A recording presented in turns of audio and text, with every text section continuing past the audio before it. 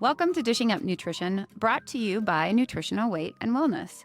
We are a small Minnesota company with a big goal of spreading the real food message and helping people draw the connection between what they eat and how they feel. We also provide real-life solutions to healthier living through eating real food. My name is Teresa Wagner. I am a registered and licensed dietitian. I've held a license to practice as a dietitian for almost 16 years. My co-host today is Leah Kleinschrodt, also a registered and licensed dietitian. And remind me, Leah, how many years has it been for you? Not as many as you. I just passed 7 years as a dietitian, but I did just hit 10 years at Nutritional Weight and Wellness, so that was a little celebration. And I wouldn't change a thing. You know, the proverbial time flies when you're having fun. And I remember actually going through teacher training with you, though. So we did some of our training together, even though you were a little ahead of me on the dietitian route. At that point, your hair was a little longer, and your youngest kiddo was still pretty little, if I remember correctly.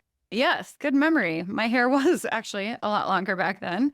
And my youngest was a year old when I started at Nutritional Weight and Wellness, which would have made my older two kids 4 and 6 at the time. And we were still very much in the toddler, nap time, play date, and playground phase of life. Now with that 1-year-old being almost 10, my middle 13, and my oldest 15, I'm in the taxi driver phase of life. I drive them to practices and to games, events, friends' houses, Target, places that sell skin and hair care for my girls, and fishing and golf gear for my son. And while it's busy, I absolutely love it. Yeah. Well, in our household, we're definitely still in that playground, play date, nap time routine. But now you've given me something to look forward to, or you've given me a look into the future. And looking at it now, it seems like a big shift in the pace of life and in the pace of those activities. But when you're living it in real time, those shifts, they might be so subtle or gradual that you might not even recognize that it's happening when it's happening. And there are certainly milestone moments that hit us. Like for me, this year, my son will be starting kindergarten. But oftentimes we get caught up in the day-to-day without much of a chance to really pause and think about what's going on, or even just to reflect on how far we've come. You know, Leah, I liken this to our line of work. When I get a chance to see a client I've been working with for maybe a year or two, or maybe even more, it's fun and also motivating and inspiring to look back at the progress they've made and reflect on where they are now compared to where they started. One client that comes to mind started with me a little over a year and a half ago and was plagued by, in her words, sugar demons. She ate a pretty standard American diet, high carbohydrate, and a variety of processed foods. But of course, like for many people, it's not all bad, right? She had some great things in her diet. She did a great job of cooking meals for her family for their evening meals. But the other habits during the rest of the day were holding her back from feeling good and reaching her goals. Another lifestyle factor that contributed was that she had a sedentary life. She had a desk job coupled with very little movement during the hours outside of the work hours. Fast forward to today, she eats like a champ. She works out like an athlete most days of the week. She's lost weight. She's overcome some chronic pain issues. Her energy levels are higher than they've been in years. And overall, just feels great. But it didn't happen overnight. It was a process. Those first weeks and months of learning a new way of eating and committing to it was hard. The first time she stepped into the gym to meet with her trainer, she felt like a complete imposter. Not to mention how her body and muscles felt for a few weeks as they were getting used to that new routine. Absolutely. It's important to recognize that those things don't make the headlines, those things in between. Absolutely. Yep. We are conditioned to look at the final product, the before and after pictures, not the small changes and the day-to-day efforts that happened in between. The commitment to eating a protein-rich breakfast most mornings, grocery shopping at 7 p.m. on a Sunday after a weekend away, so you have a meal or two ready for the week. Planning enough leftovers from dinner to supply some additional meals, and then at night, skipping the third TV show or the endless scrolling on social media in order to get that needed 8 hours of sleep. Bringing a real food dish to share at the family barbecue when you've previously brought brownies. It's the adjusting of habits, the consistency of doing those habits, and then allowing enough time to pass that ultimately leads to the biggest transformations. Not only physical transformations, but mindset transformations also. So true. And I love what you said there about, what we typically see either posted on social media or what makes those headlines are the before and afters, but we don't see the messy middle in between. And we don't see just sometimes the trials of patience that it takes to put in the reps and do those things consistently. And like you said, just let time pass naturally. And those are the things that we just don't see, or like those are the unspoken pieces of a success story, if you will. And I have a client also that I wanted to bring up as well. And this will segue us nicely into our topic today. When she and I first met, she was in her late 30s, married, 2 kids. She was in the realty business. And actually, I look back at the date that we first met. It was January of 2020. So we know it was coming down the road at that Ooh. point, right? So she was plagued by terrible periods. So heavy bleeding, cramping, just like the whole works. And this had started after she had her second kid, which was her son. And then in between her periods, she had headaches every day. She had debilitating migraines for weeks at a time, nausea, roller coaster mood swings. And I clearly remember in that first appointment that she and I had, she said, I have one good week out of the month. So that Aw. week, yeah, like right after her period was done, but before ovulation, like that was her one good week out of the month. And her provider was recommending birth control and an antidepressant. So again, like this is kind of a Yeah, unfortunately, very super common. common thing for female hormone issues. But it didn't feel right to her, and she just wanted to do things a little bit differently. So again, we started working together right before the pandemic hit. We worked on getting her blood sugar a lot more balanced so that she was staying much more even keel throughout the day. Kind of like what you said before, this client of mine, she was doing good things, but there were definitely some things that we needed to level up on, or like there were some things to improve. I mean, that's all of us. For her, we did want to go more of an anti-inflammatory route right out of the gate. So I challenged her and said, hey, let's do grain-free and dairy-free for a little while and just see if those are playing a role. And we also started a few supplements to help her liver kind of detox some of the hormones and just get a little extra support there. She had a lot of questions in the beginning. Actually, her husband had a lot of questions in the beginning also, because they were kind of trying to do this as a team and as a family. There were a lot of hesitancies in the beginning, but we talked through them. She was willing to give it a go. And just a few months later, I read back through some of the notes. Even after the first 4 to 6 weeks, we were seeing a huge improvement in her symptoms. And 4 months later, she was pain-free most of the month, and her periods were so much less invasive in her daily life. They continued to improve even more over the next 4 to 6 months. And after about a year, she came back and said, like, I feel like a normal human being again, which was like, that was an amazing statement. And I wrote it down in my notes. She never went on birth control, took the antidepressant, and we just continued to work on a variety of other things over the course of about 2 years. But she is one that will always stick in my brain as, like, again, marveling at the quality of life that she had when we first met versus what happened, even a year or 2 later. Just having looked back was such a fun memory. Yeah, that's such a great and powerful story of what food can do for us. Mm-hmm. What's fun about that too is that you just develop such a great relationship. So I'm sure she's a fun one to meet with for you since you've been together for a while. We share these stories as examples of hope, where you are with your health now is not where you need to stay, whether it's your weight, your heart health, your bowel habits, your pain level, your sugar and food cravings. Where you are now does not have to be your destiny. And for women, this also includes the health of your menstrual cycle and hormones.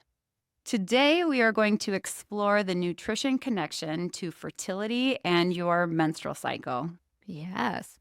Yeah, I'm excited for this topic. And before we get too far into the discussion today, I just want to offer up some assurance that while fertility is in the name of the show, this is not a show only for women wanting to get pregnant. We're wanting to share information that will be helpful for all women in those reproductive years. And even if you are past this phase of life, you likely know women who are still in the thick of it, whether it's a daughter or granddaughters, nieces, friends, coworkers, etc.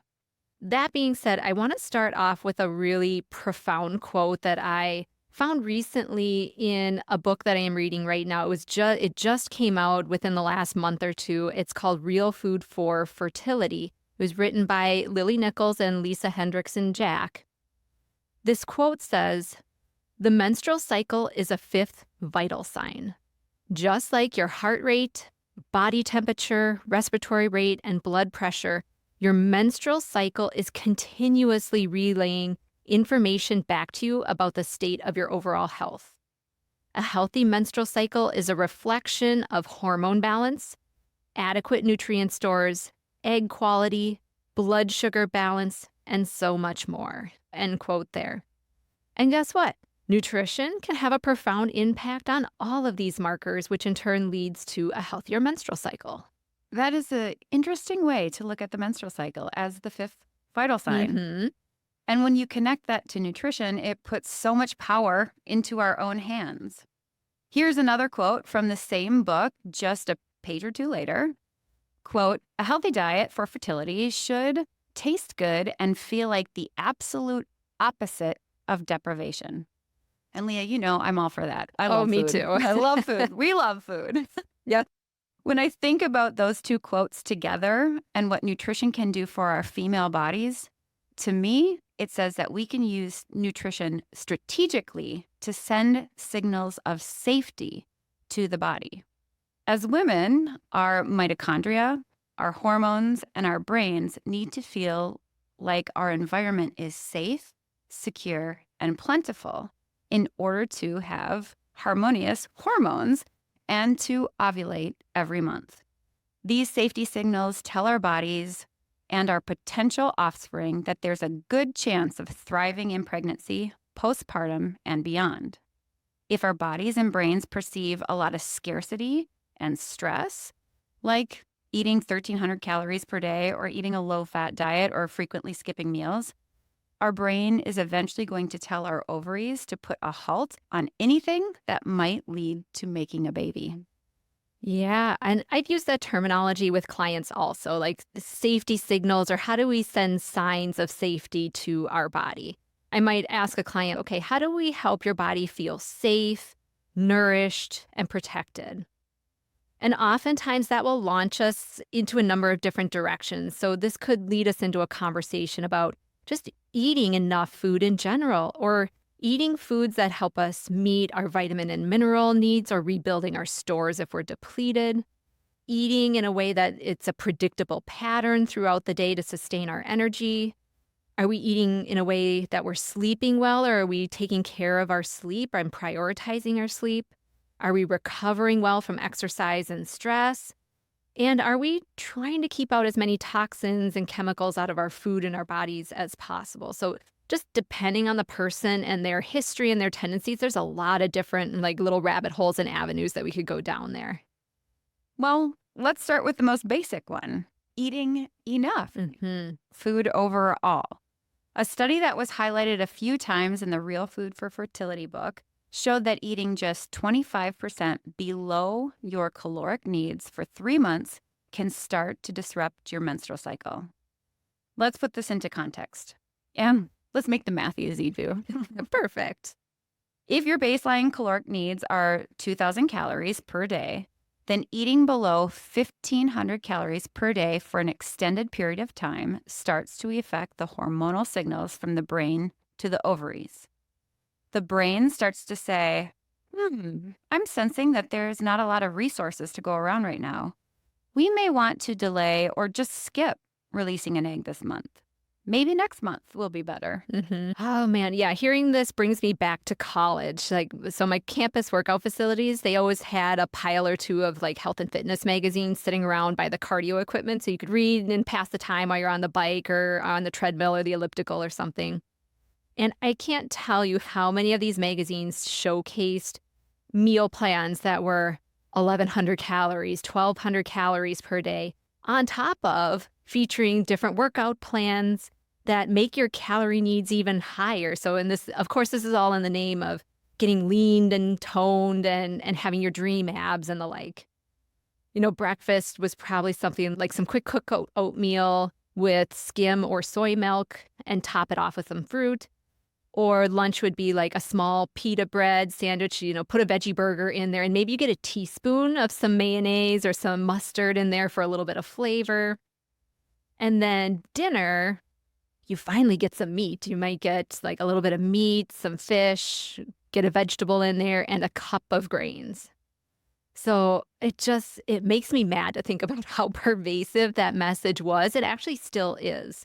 The calorie restriction, the low fat eating, and then just kind of what kind of hormonal chaos does that set our bodies up for?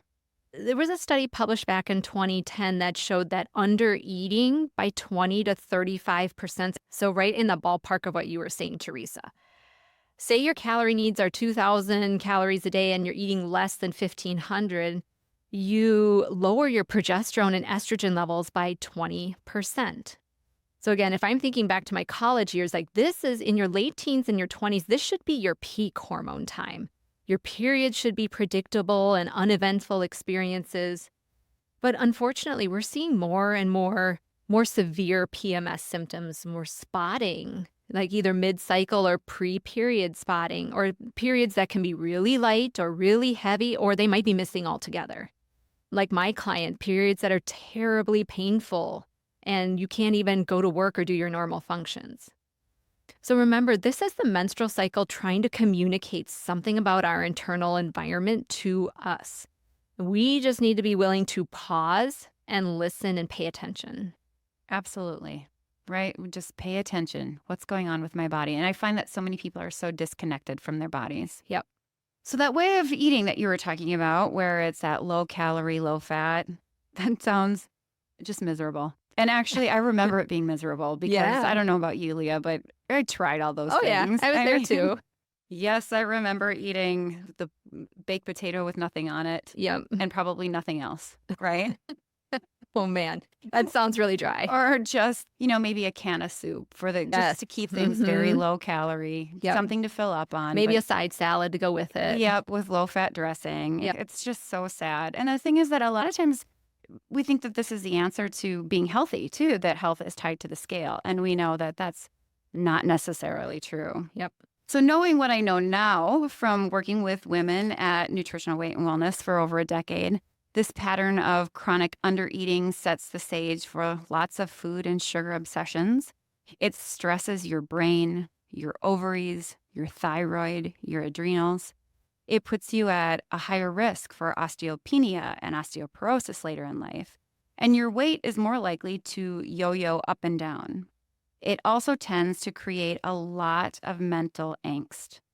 For our listeners out there, how many of you can trace the beginnings of your food cravings and weight issues to a time when you decided to try a really low-calorie diet? Mm-hmm.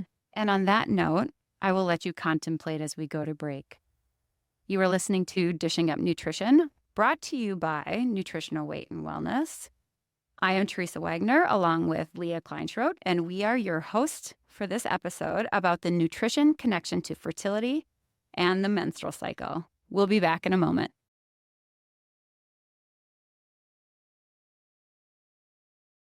And we are back with your weekly Dishing Up Nutrition episode.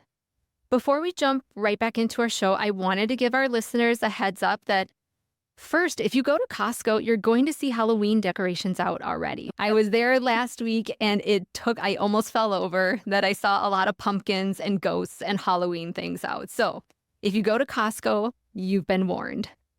Second, at Nutritional Weight and Wellness, we're also looking forward to the fall season, and we're planning to host a new round of our popular 12-week Nutrition for Weight Loss series. We'll be hosting in-person options at all of our Twin Cities locations, as well as a few virtual options. These series will start right after the Labor Day holiday, so the week of September 2nd, so it's good to start looking at your calendar now. Classes will be in the evenings, and we do have one midday noon option available for the virtual series.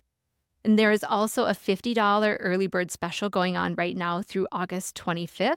So If you've been thinking about it or if you want to learn a little bit more, check out our website, www.weightandwellness.com, or give our offices a call at 651-699-3438. All right. And when we went into our break, Teresa, you were just describing how under eating and eating low fat can deplete us and actually stress our bodies out in a number of different ways. One thing you mentioned, and again, like in your 20s, this is something that might not be on the priority list, but one thing is osteopenia and osteoporosis. When we don't have some of those robust hormones in our teens and our 20s, we're not going to build the bone mass that we normally would have otherwise.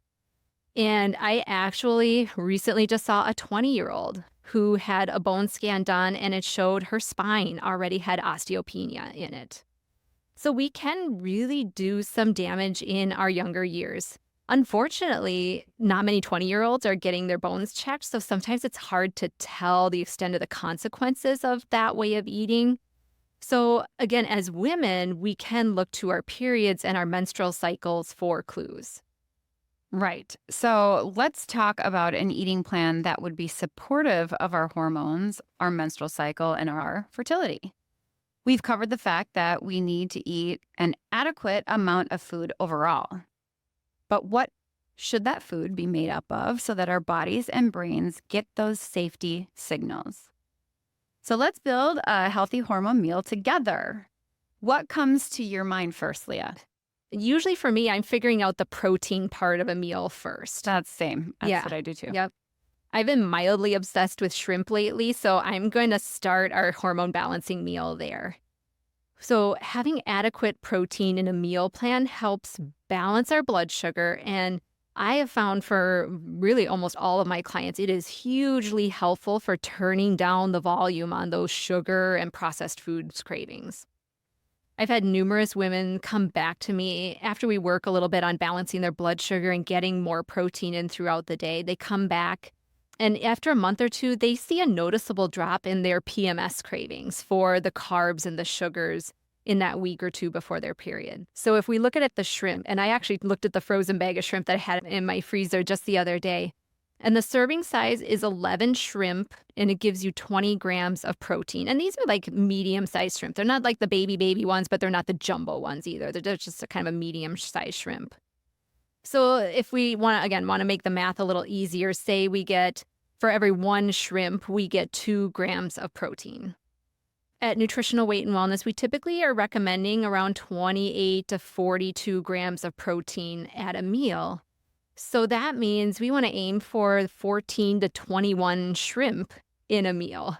Does that sound like a lot? Yeah, it kind of does. It kind of does, sure doesn't does. it? Yeah.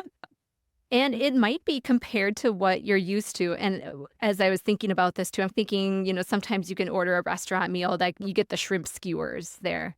But so you might get 2 skewers with 4 or 5 shrimp on one of those little skewers. So you're getting maybe 8 to 10 shrimp total. So again, when we're thinking about really upping up the protein, it's a fair amount.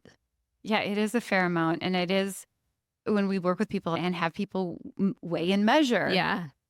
Many times it can be kind of shocking. Mm-hmm. And it comes from that different place of we're not weighing and measuring so that we don't overeat. It's actually trying to make sure that we're eating enough. Yes, exactly. Yeah. It's the opposite, like we were saying, it's the opposite of deprivation. Mm-hmm. So let's run with this shrimp idea, but know that there are lots of other yummy proteins out there like ground beef, steak, ground turkey, salmon, eggs. But in this meal, I'm going to be envisioning a shrimp stir fry. Mm-hmm. Our protein is the shrimp. Now let's get some colorful carbohydrates into the mix.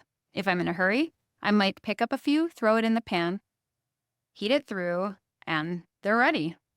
If I'm taking my time a little more, I might customize my own vegetable choices and chop up some broccoli, snow peas, red bell peppers, carrots, onions, that kind of thing, and cook those up in some coconut oil or avocado oil, or maybe even some cold press sesame oil. That's my favorite. Season it with some garlic and ginger, coconut aminos, or Bragg liquid amino, that soy sauce alternative that we know is gluten-free, MSG-free. Then I might have some brown rice or quinoa cooking in a small pot on the burner next to the stir-fry pan. A half a cup of cooked brown rice is just about right for a meal. It's enough to get your blood sugar a little bump up, Hmm. but not enough to send a tidal wave of glucose into the system. Yeah, yeah. I love that idea. I love a good stir fry for a quick weeknight meal. And I am absolutely the person who buys the frozen bag of stir fry veggies and I call it a day. Usually what I'm doing is I'm like putting the protein in first. So again, like in this case, shrimp, or it could be chicken, or it could be steak pieces or something like that. Cooking those up first. The veggies go in because again, they just mostly need to get warmed up if they're frozen.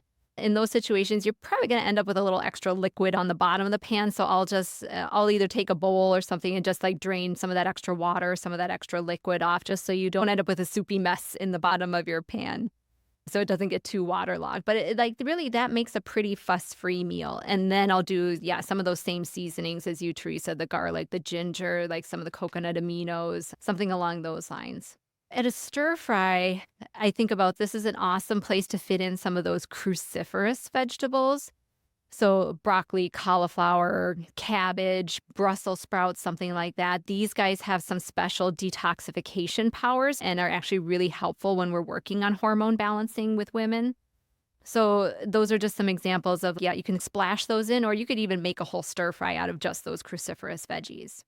And then we need to round out that stir fry with at least a tablespoon of that added fat. So this could be the coconut oil or the sesame oil, like you mentioned earlier, Teresa, that you're cooking that whole meal up in. Or this could be where maybe we're topping that stir fry with some sliced raw almonds, or we do raw cashews at our house a lot, sesame seeds, or even dry roasted peanuts. They can be a nice garnish, and you get that a crunch factor, but also some of those healthy fats. Yeah, and all those options sound delicious. Yeah. Besides eating protein at every meal, I would argue that eating enough healthy fats is a high priority item for hormone health and fertility. Time and time again, studies show that low fat and low cholesterol diets result in lower hormone levels in women. Progesterone levels especially seem to take a hit when we are not eating enough or when we're not eating those well balanced meals. And if we're not making a lot of progesterone, this absolutely impacts our chances of getting pregnant and maintaining that pregnancy, especially in that first trimester. Clinically, we see how low progesterone plays out in spotting before periods, light or irregular periods, mood swings throughout the cycle, troubles with falling asleep and staying asleep through the night, anxiety, headaches, and migraines around ovulation, or that second half of your cycle. Breast tenderness, and more. I mean, it's connected to so many things. Absolutely. Yeah. We're big fans of progesterone around here. So anything we can do to rescue those progesterone levels is juice that's worth the squeeze. And so we just mentioned for our hormones in general, but especially for progesterone, including those healthy fats throughout our day is really beneficial. And again, this could be the oils or the fats that we're cooking with, but it's also could be the fats, delicious fats like avocados, nuts and seeds, butter, olives. So lots of different options there. And I also want to call back a show that we did several years ago. We did this back in 2018. It was about perimenopause. It was with nutritionist and author Anne Louise Gittleman. We've had her on the show a couple of times. I think this was the more recent one that we did with her. It was such a good show. I remember I took notes, so that's why this little bit sticks in my brain. She mentioned that zinc is a mineral associated with progesterone production. Zinc is also one of the minerals that promotes egg quality and increases the chances of egg fertilization. So most of us know zinc for its role in the immune system, but it is also one of the key nutrients for our fertility and for our hormones. And just a little side note on this one too. So zinc is one of the nutrients when we go on a hormonal birth control method, whether it's an IUD or whether it's the pill. Zinc is one of those minerals that takes a hit when we do that. It depletes us of our zinc. Birth control actually also depletes us of some of our B vitamins. And that's not something that I think is really widely known. So when women either are ready to come off their birth control or like they are ready to get pregnant, or even in general too, having a good quality multivitamin on board while you have the hormonal contraception on board also is usually a smart move. And some women opt to even take like a good quality prenatal at that time as well. And when I'm looking at these things, like actually one of the big clues, and I know you do this too, Teresa, one of the big clues that I'm looking at is like what kind of folate is in that multivitamin or in that prenatal. We don't want to have folic acid. That's more the synthetic kind, and not everyone's body utilizes that well. So I'm always looking like, do they use either folate, or you might see the term methylfolate in there, just so that, again, we know it's a more usable form in the body. So that's zinc and the B vitamins around birth control. But let's focus on zinc again for that progesterone production. Zinc, we find it in both plant and animal foods, but zinc is better absorbed in animal-based foods. So remember that shrimp we were talking about earlier. Seafood is a wonderful source of zinc, as is beef and chicken and oysters if you like oysters. Pumpkin seeds are one of your best bets when it comes to a non-animal source of zinc. So again, pumpkin seeds can make their way into a lot of different dishes, even the stir fry. Yeah. Yeah, I put pumpkin seeds in a lot of things. I love them. Mm-hmm. In salads all the time. Absolutely. I think that's really good information as far as just knowing that all these nutrients that we get from our food are so important for our health. And when it comes to fertility, I mean, everything matters, right? Yeah. We need all these different nutrients that we get from our foods. Yep. In that book that we've been mentioning, the Real Food for Fertility book, also notes that vitamin K2 may also play a role in making progesterone. Vitamin K2 is mostly known in the realm of calcium and bone health, but it's also has an impact on lowering inflammation in the body and on our hormone status. Vitamin K2 is one of the fat-soluble vitamins, so just another reason not to skimp on those healthy fats. Here in the United States, our best sources of vitamin K2 likely come from fermented, full-fat dairy products like yogurt and hard cheeses like Parmesan and cheddar cheese. Mm-hmm. So what you're saying, Teresa, is that put some of that cheddar cheese on your 3rd-pound burger, beef burger, and that's actually a very hormone-supporting combination. Right? You've got the zinc and the vitamin K2 in the that's right. cheese, and you're getting your protein, you're getting some of those healthy fats too. Like, what's wrong with that?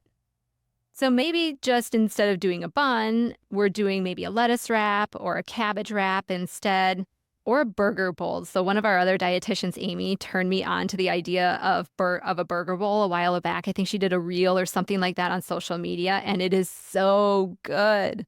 It's on regular rotation at my house this summer. And for those who might not have seen that, what that means is like, okay, you have like your regular burger, and it could be a beef burger or a turkey burger or a salmon patty or whatever the case may be. Usually I'm just throwing either a little bit of brown rice or quinoa in the bottom of the bowl, or you could do even sweet potatoes at the bottom of the bowl. Dice up your burger, throw whatever toppings you normally would on the burger in that bowl. So maybe it's like some lettuce, tomatoes, some mustard, or maybe a little barbecue sauce or something like that. So put some cheese in there. And so it's kind of like a deconstructed burger, and it's in a bowl and you eat it with a fork, but it's a fun, different way to do a burger. Yeah. And there are lots of options for burgers, right? I mean, there are entire burger places that have like all these fun options. Yep. When I lived in Hawaii, there was the Loco Moco. It was very popular there. Mm-hmm. And it literally translates to crazy burger. It's a burger patty, and it's served over rice with a brown gravy and then topped with a sunny side up egg. Of course, if I was going to recreate this, because I feel like that's a lot of white and brown, don't you? Mm-hmm. Yeah. If I was going to recreate this, I'm sure I would add more vegetables. I'd probably put it over a bed of greens or something like that. But if I wanted to keep it more traditional like that, I would try to balance it out a little bit by keeping the rice to about a half a cup versus probably the 2 cups that's traditionally served with. I'd probably mix in some cauliflower rice, though, just to add some bulk to that rice. And then it's also a vegetable, which we should have at our meals. And it also is a cruciferous vegetable. So it's one of the hormone-loving vegetables. Check, check, check. Oh, those Hawaiians, they know how to do their stuff. It's amazing I ever left. I don't know. So let's just do a quick recap as we round out our show. As women, our menstrual cycle is giving us a lot of information every month about what's going on within our bodies. Pay attention, track patterns, and be curious. Mm-hmm. Yeah, and we can improve the health of our menstrual cycle and our chances of getting pregnant, if that's your goal, by sending safety signals to our brains and our bodies.